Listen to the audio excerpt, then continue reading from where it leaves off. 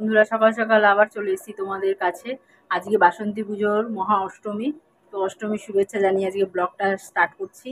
আর সকাল অনেকক্ষণ আগে হয়ে গেছে, চাটা সব খাওয়া হয়ে গেছে। আমি সব কিছু পরিষ্কার করে স্নান দান করে রেডি হয়ে এখন রান্নার কাছে চলে এসেছি। তো কি কি রান্না করছি চলো তোমাদের সাথে সেটা শেয়ার করে নিচ্ছি। ভেন্ডি আর হচ্ছে মিষ্টি কুমড়ো সেদ্ধ দিয়ে ভাত বসিয়ে দিয়েছি। এখানে শুকনো লঙ্কা ফোড়ন দিয়ে তেল দেওয়া হয়েছে।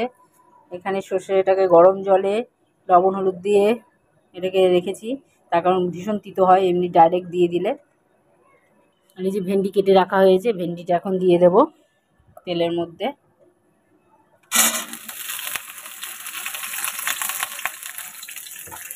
তো ভেন্ডির তরকারি করবো আর ডাল করবো আজকে মহা অষ্টমী। সেই জন্য এমনি মাছ মাংস খাওয়া হয় না, মাছ মাংস খাওয়া সেরকম হয় না। তো চলো সঙ্গে থাকো। সোয়াবিন গুঁড়ো করছি। কি করবো গুঁড়ো করে? ছোট পুত্র খাবে তাই। তো দেখো এখানে সোয়াবিন গুঁড়ো করছে, ওকে ভাতের সাথে সোয়াবিনটাও সেদ্ধ করে খাওয়াবো সেজন্যে। আর বাইরে কি হারে রোদ উঠেছে, আর পুজো হচ্ছে, মন তো গুলি শোনা যাচ্ছে। ডাল বসিয়ে দিয়েছি ডাটা দিয়ে, আর একটুখানি বেগুন দিয়েছি। আর এখানে আম, বেগুন আর মিষ্টি কুমড়ো দিয়ে একটু টক করব। এদিকে ছেলে প্রেশার, আরও অন্ধকার আসছে কেন?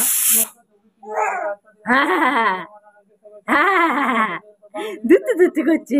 ছোট বাবাটা এই একটা ঘরের মধ্যে ছেড়ে। এই চাটনিটা খেয়ে দেখো তো কেমন হয়েছে, খেয়ে দেখো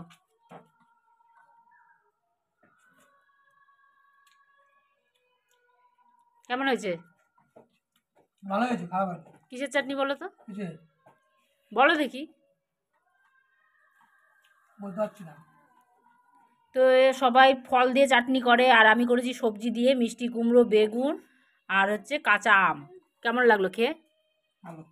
ভালো লেগেছে? তো সবাই এইভাবে একটু বানিয়ে খেয়ে দেখবে কেমন লাগে। তো বিকেল হয়ে গেছে বন্ধুরা, বিকেলবেলায় আমি বসে পড়েছি আমার ছোট ছেলেকে নিয়ে। ওকে একটু এই যে ওকে একটু সুজি বানিয়ে খাওয়াচ্ছি। আর খেতে চাইছে না, কিছু না, যায় না। আর ও খেতে খুব ঝামেলা করে। আর আমার বড়টা তা ছিল না, বড়টা সব খেত, যা দিতাম তাই খেত, সুন্দর চেহারা ছিল। আর এই খেতে চায় না, কিচ্ছু না। আর মানে এদের দাদা আর ভাইয়ের মধ্যে 10 বছরের দূরত্ব। 10 বছর পর আমাদের ঘরে আবার একখানা কুচু পাপা এসেছে।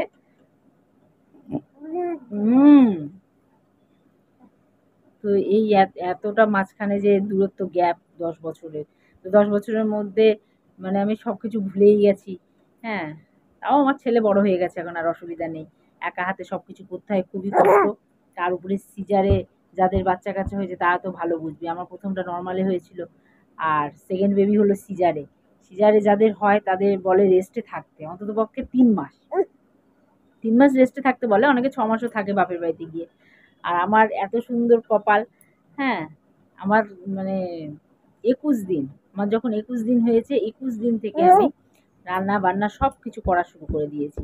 প্রত্যেকে আমাকে বলতো ভারী জিনিস তুলবা না, হ্যাঁ, সেলাইয়ের প্রবলেম হতে পারে, ব্লিডিং হতে পারে, সেসব মাথায় রেখেও আমাকে সব করতে হয়েছে 21 দিন থেকে। আজকে ছেলের 8 মাস বয়স হয়ে গেল। আমার বড়টার বেলাতেও আমি কষ্ট করেছি, কিন্তু সেটা নর্মালি ছিল, অতটা কষ্ট কিন্তু মানে বোধ হয়নি। 1 মাস পর থেকে আমি সুস্থ হয়ে গেছিলাম। আর হওয়ার পরে এটা যেহেতু সিজারে হয়েছে, সেজন্যে আমাকে কষ্ট করতে হচ্ছে। এখনো কষ্ট করছি, এখনো মাঝে মধ্যে আমার প্রবলেম হয় প্রচন্ড হারে, কিন্তু কিছু করার নেই। একদিন এ নিয়ে তোমাদের সাথে কথা বলবো, এই অভিজ্ঞতাটা। 2 রকমই আমার অভিজ্ঞতা হয়ে গেছে, নর্মালের আর সিজারের। হ্যাঁ, এখন ওকে খাইয়ে নিই, সুজি করেছি একটু, তো ওকে খাওয়াচ্ছি। তা ভাবলাম তোমাদের সাথে একটু বসে গল্প করি, কারণ একা একা কেউ নেই কথা বলার, শুধু এই যে আমার ছোট্ট সোনাটার সাথেই গপ্প করি। ওর দাদা বেরিয়ে গেল খেলতে, ওর বাবা চলে গেছে কাজে।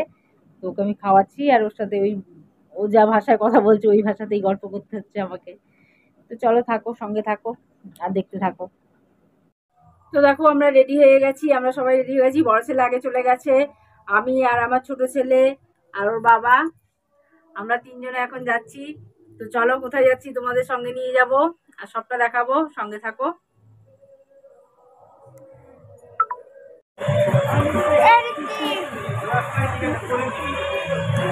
এডালি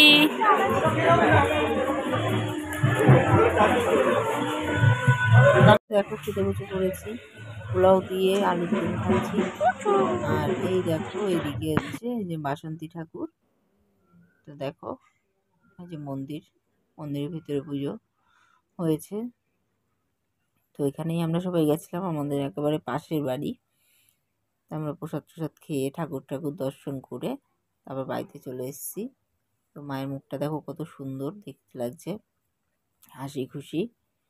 তো আজকে মহাষ্টমীর ভোগ প্রসাদ খেলাম আমরা, খেয়ে দিয়ে চলে এলাম। তো সবাই ভালো থেকো, সুস্থ থেকো, এভাবেই সব পাশে থেকো।